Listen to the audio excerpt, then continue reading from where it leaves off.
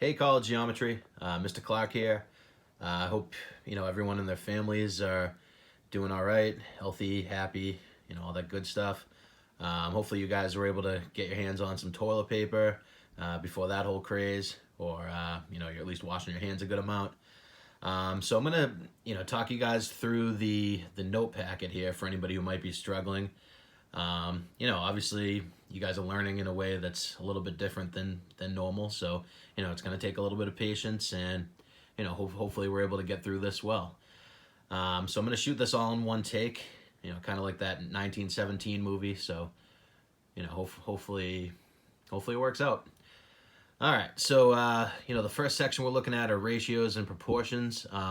We looked at this a little bit before, before our little vacation here happened. So with ratios, a ratio is just a comparison of two quantities using division, and they can be written, one of three ways. You can write it as a fraction with a colon, or literally with the word two in the middle. So 16 to 9 would be the ratio of that first group there in the example box.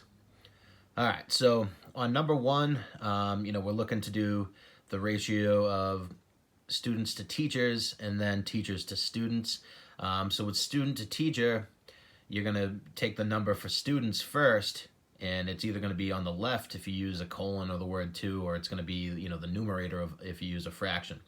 Now, when we make ratios, you want to make sure you simplify. Notice that, I started off with 2,650 to 190, and then ended up kind of dividing each of those numbers by 10, that little, common factor that we could take out of both.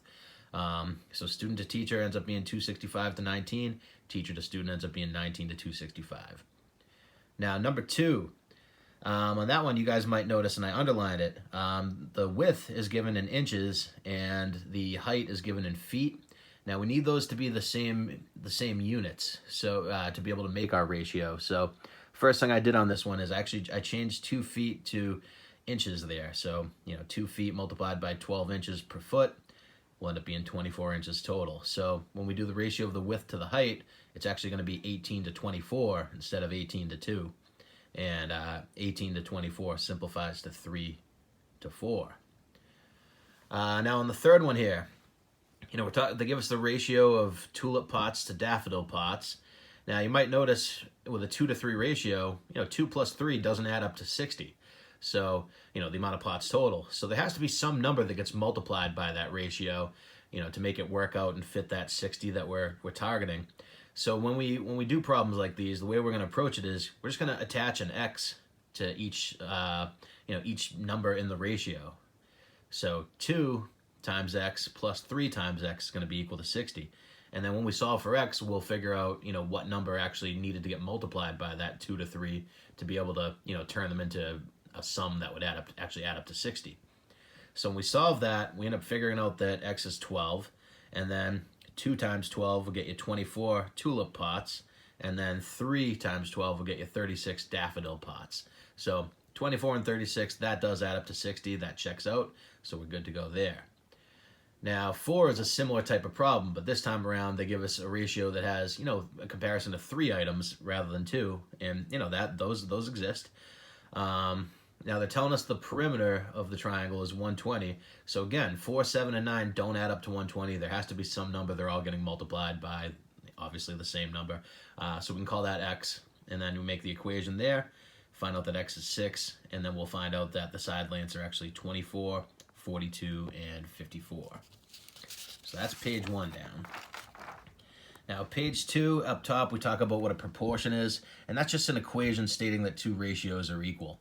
Now, there's an extended proportion that we might see eventually where there's more than 2 ratios being set equal to each other, but for now, we're just introducing proportion. Now, to solve a proportion, we have the cross products property. That's basically cross multiplication, if you guys have heard of that before. Basically you take the numerator from one side, multiply it by the denominator of the other side, and then set it equal to, the denominator of that original side times the numerator of the other side. So here, A over B equals C over D. That means that A times D is going to be equal to B times C. Now, on number 5, when you set up a proportion, I think it really helps to come up with, a rule first. In this case, I ended up doing car owners over car drivers. So, out of the survey, 28 students owned cars out of 50 that were driving. We're trying to figure out if 755 students drive to school, how many of that portion would be, a car owner, actually own their car. So we set up that proportion. And again, it's car owners over car drivers is the rule I'm using. So 28 over 50 equals X over 755. We're going to end up cross multiplying. So, 50 gets multiplied by the X, 28 by the 755. And when we solve that out, we're going to end up getting 422.8. Now they're asking us to make a prediction. So, I don't think 0.8 of a student is going to be a really fair prediction. So, in a case like this, when you're making a prediction, go ahead and round that.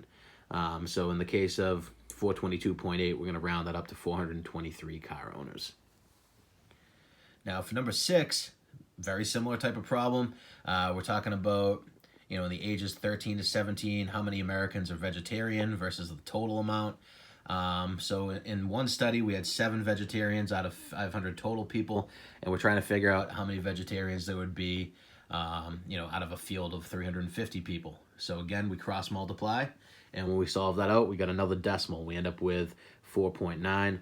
So we're going to go ahead and round that up to 5. So the prediction there would be, 5 vegetarians in a field of 350 people.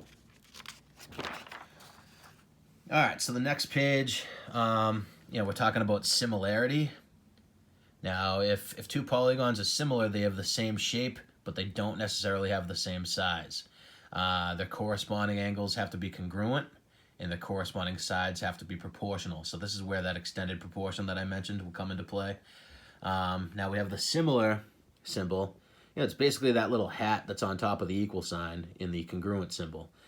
Just that wavy line. So if you just see the wavy line, it's similar. If you have the equal sign under it, that's congruent. Now, in a similarity statement, it'll say ABCD is similar to WXYZ, or you could actually just have that symbol in the middle, ABC, and then the similar symbol, WXYZ. Now, in this, the order of the letters in each shape tells you what corresponds with what. Like, so for example, B is listed second, X is listed second. Those two angles are going to be congruent to each other. If we're talking about sides, AB, the first 2 letters, over WX, the first 2 letters, that would be equal to, something like BC, the second and third letter, over XY, the second and third letter of the, WXYZ shape. So, I'm sure you're looking along with the notes. We got a little diagram there with the 2 shapes. And, the order matters. So if ABCD is similar to WXYZ, A and W are congruent, B and X, C and Y, D and Z when it comes to angles. Now, here's an extended proportion right here. So we'd have, side AB over WX, the first 2 letters listed in each shape. That fraction is going to be equal to BC over XY, the second and third letters listed in each shape. And that's going to be equal to CD over YZ, the third and fourth letters listed in each shape in that original statement. And then finally, DA over ZW will also be equal, and that would be the fourth and first letter listed in each shape. Now, if we look at the values, we plug in the values for like AB over WX, we would end up with 15 over 5. BC over XY, we had a length of 12 over a length of 4. Going down the line, we end up with 21 over 7, 18 over 6. So that's a 3/1 ratio right there. So that would be the ratio of each sides, and they are corresponding because they all follow that 3/1 ratio. All of those fractions can be simplified to 3/1. All right, so 7, they give us a similarity statement right there. Triangle FGH is similar to JKL, and when we fill in, we're going to go by that order. So when it comes to angles, F and J will be congruent, both listed first. G and K will be congruent. They're both listed second. H and L will be congruent. They're both listed third. And then when we make our extended ratio here, FG over JK is going to be equal to GH over KL, which is going to be equal to HF over LJ. Now, going back to that original example, this makes sense. When it came to the 5 from WX compared to the 15 from AB, that 5 needed to be multiplied by 3 to be equal to the 15. Same thing with the 4 and the 12, with the 6 and the 18, with the 7 and the 21. So, that's what it means for the side lengths to be proportional. Basically, take either shape, and there's going to be one number where if you multiply it by each side, all of them will end up equal to the numbers they're supposed to be equal to from the other shape. All right, heading to the next page. All right, so we talk about scale factor. Now, the scale factor is the ratio of the size of two objects that are the same shape. So for polygons, you need to find the scale factor by finding the ratio of corresponding sides. So I think of the scale factor in two different ways. Image over pre-image is one way of looking at it, or new versus old. Now, there's a little video that I put in there for YouTube. I think his name is Mario's Math or something like that. He, that guy's reliable. I think it's a pretty solid video, so you can definitely take a second and watch that. Now here, we're looking for the scale factor of ABC to XYZ. So again, ABC is listed first, so that would be the old shape. XYZ is listed second, so that would be the new shape. So we're taking the new value and putting it on top. So if we look at XY, it has a value of 3. That's the first two letters listed there. So it's going to correspond with AB, the first two letters here. And we did get the value of 6 for that. So 3 over 6 will end up giving us 1/2 for that scale factor. Now, if you want the scale factor in the other order from XYZ to ABC, you literally just take what you did before and flip it upside down. Now XYZ is listed first, so it's considered the old value, and ABC is listed second, so it's considered the new shape there. So we do 6 over 3 this time and end up getting 2 for that scale factor. So remember that. The scale factor, if you end up switching the order of the two shapes you're comparing, those will just be reciprocals of each other. All right, so on 8, we're testing whether they're similar. Made a little extended proportion. And now one easy way to do this, I think, is to just take one shape. So I took ABC, and I made my numerators all from ABC, and I just listed them from shortest to biggest. So 8, 12, 16. I put them over shortest to biggest of DEF, so that would be, my denominators would be 10, 15, and 20 there. Now, all of those fractions, and you can check this on a calculator, all of them end up equal to 0.8. So they are proportional, that means. The sides are proportional. Now, looking at the tick marks on the diagram, I'm able to tell, okay, A and D both have 2 tick marks. B and E both have 3. C and F each have 1. So, all those angles are congruent to each other. So A and D, B and E, and then C and F. So the angles are all congruent. The sides are proportional. ABC is similar to DEF. Now, that order is important. Notice that, I did ABC, and I had to do the angles that were congruent to that in order. So I used DEF in order there. It's not an alphabet thing there, guys. It's because A is congruent to D. That's why they're both listed first. B is congruent to E. They're both listed second, and so forth. Now the scale factor in the directions, it didn't say from what shape to what. So just in case, I ended up doing a scale factor from ABC to DEF, where I would take a value 10. From my new shape DEF and put it over 8, corresponding value from the original shape. In this case, I'm using DF versus AC. And that's 5 over 4 if I reduce it. If you wanted to go decimal, it would be 1.25. Now the scale factor going the other way, just flip that upside down. It's going to be the reciprocal. So that would be 4 over 5 or, 0.8. And, that follows the fractions that we originally set up. All right, looking at the next one, we want to find the value of each variable here. So we're actually going to use, proportion to our advantage here. Now, if we look at the corresponding sides, JM, the first and third letter, is going to be corresponding with QT, the first and third letter of the second shape. So we have 4 over 2 that we're going to be able to use to our advantage. Now, if we look here, notice that JL has Y involved. ML or LM has X involved. So we're going to end up having to use that 4 over 2 every single time. So for the first part, to go after X, I end up setting up LM over ST equals JM over QT. So we got 6X minus 3 over 3 equals 4 over 2. cross multiply that, and you should end up getting x equals 1.5 when you solve it out. To go after y, like I said, I end up using jm over qt again, that 4 over 2, but now I'm setting that equal to jl over qs, because remember, they're all proportional, so you can take any pair of them at a time and make a little proportion out of them and use cross multiplication.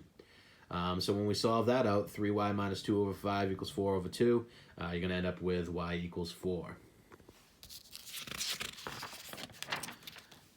All right, looking at the next page. So the perimeters of similar polygons. Basically, if two polygons are similar, then their perimeters are going to be proportional to the scale factor between them. So just like the side lengths, the perimeter total will be proportional. To start off, they want us to find the scale factor of ABCDE to PQRST. So I'm going new over old. So I ended up using RS and CD because RS is the only length I have from the the bottom figure there, other than using tick marks. So I knew that 3 was going to correspond with CD above, which has a value of 4. So that scale factor is going to be 3 over 4. Now perimeters. Based on the tick marks, we're able to get the perimeter of ABCDE already. So we add 4, 6, 4, 8, and 8 together and get 30.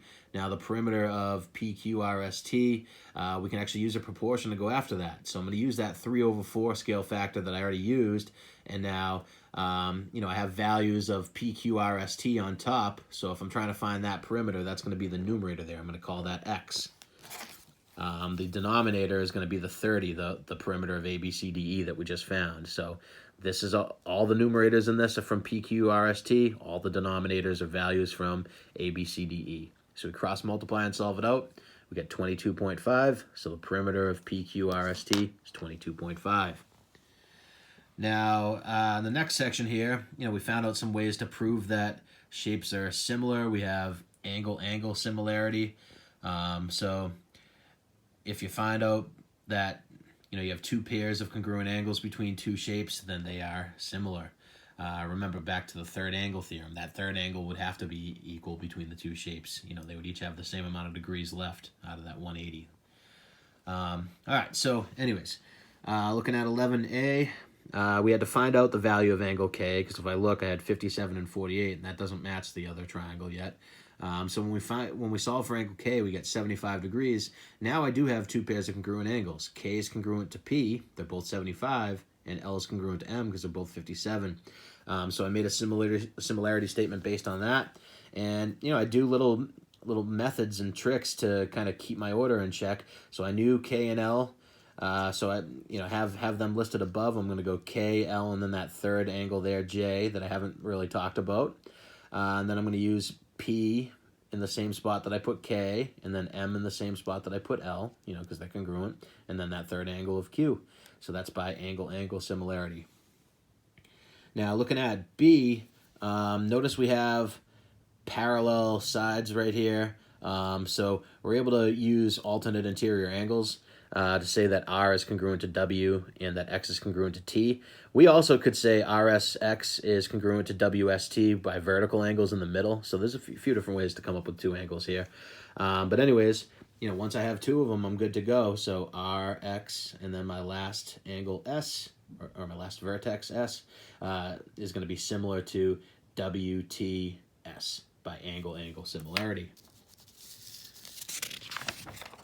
All right, looking at the next page, there's a couple more ways to prove similarity. We have SAS similarity, where we have, you need a pair of congruent angles, and then you need the sides that include those angles to end up being proportional. Now, when we're talking about side-side similarity, that's when all three sides have to be proven, all three pairs of sides will have to be proven to be proportional. So we got an opportunity to kind of use both of those below. 12. Now, based on the vertical angles in the middle, you definitely could have used SAS on this one, but I ended up going SSS just because they gave us three pairs of angles, and we might as well, three pairs of sides. So we might as well investigate that. So we have 5 over 12.5 and we want to know if it's equal to 6 over 15 and 8 over 20. That's why I put question marks there. We don't know if they're equal yet. So crunching them all out on the calculator, they are all worth 0.4. So they are going to be, the two triangles are going to be similar by SSS. Now my order here, one method you could use is I just went in order shortest to biggest based on what angles are opposite from each side. So 5 is the shortest side. I ended up going with the angle opposite that, P, as my first one. And then I went with vertex R next because it's opposite from 6. And then finally Q last because it's opposite from 8. Nice little order there. So looking at the second shape, 12.5 is my shortest side. S is opposite from that. I'm going to list S first. 15 is my middle side. R is opposite from that, so R is going to be listed second, and then 20 is my biggest side. T is opposite from that. I'm going to list it last. So PRQ is similar to SRT by SSS similarity. Now looking at B here, we don't have the third side of each triangle. We don't have LP, we don't have MN. They're not right triangles, so we don't really have a way to get that third side. So we can use the reflexive property to our advantage. So angle K is going to be congruent to itself. Notice K is the vertex of both triangles. So it's the same angle, it's going to have the same amount. So I started off with a reflexive property, and then I went with KLP over KMN to test whether the sides we have are proportional. Now a common mistake here would be to say 8 over 2 equals 12 over 3. But if we're talking about side angle side similarity, we want to use the entire side. So remember, 8 and 2 add up to 10. So KM is actually worth 10, and then KN is going to be worth 15 with 12 plus 3.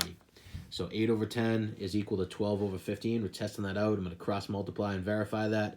Both of them equal 120 when we multiply that out. So we do have SAS similarity here. So we have KLP is similar to KMN by SAS similarity. All right, we got the last page here, other than the Desmos activity. And so I have 3 over 5 as a ratio that we can use because we have AB, we have all of AC.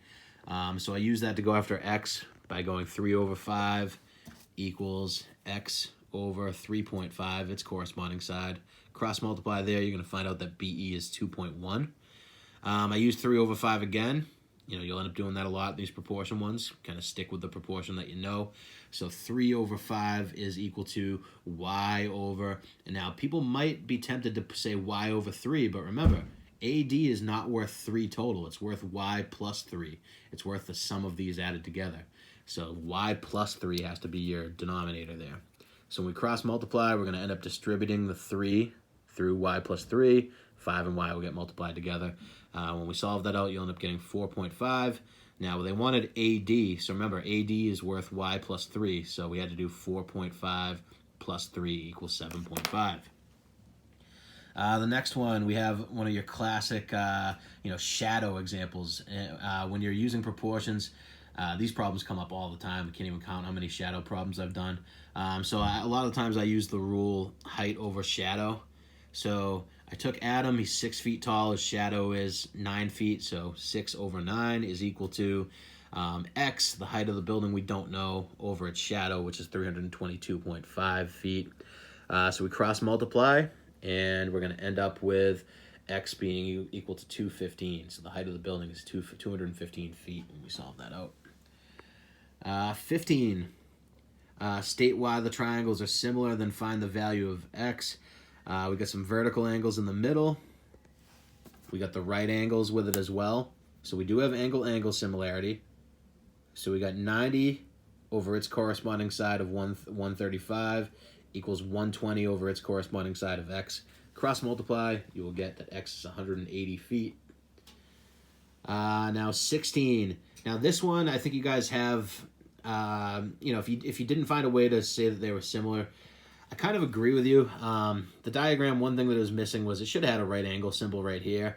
Now, I wouldn't assume that this is going to be perpendicular with the ground, just, to kind of have a problem to work with. Unless it's the Leaning Tower of Pisa, you don't really see many objects that aren't built, perpendicular to the ground. So we end up with, I called it angle-angle similarity. And again, you guys have a solid argument if you said they're not similar. But anyways, if we can assume that that's a right angle, then we do have angle-angle similarity. Now, anyways, I was able to set up, 5 feet 6 inches. So that should be 5.5 feet. I'm realizing now. So here's a little fix a mistake on the fly type situation. So 6 inches out of 12 inches, that's half of a foot, so that should say 5.5. Now when we cross multiply, we should end up with 5.5 times 10 equals 4 times x. So 5.5 times 10 is going to be 55. Now when we do 4 divided by 55, let's do that math real quick.